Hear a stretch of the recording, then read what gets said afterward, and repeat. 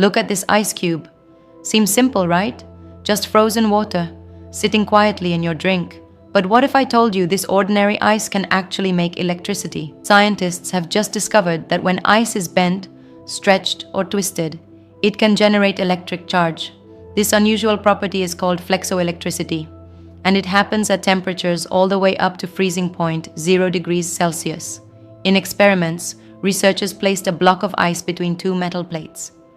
When they carefully bent it, the ice produced electricity, just like the charges we see when ice particles collide in thunderstorms and create lightning. But that's not all. At extremely low temperatures, colder than minus 113 degrees Celsius, ice develops something even stranger, a ferroelectric surface.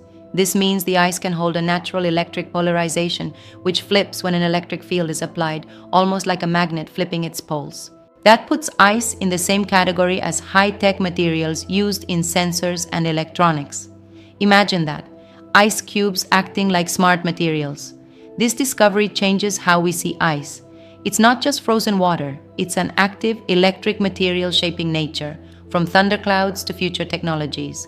So next time you drop ice in your drink, remember there's hidden power inside it.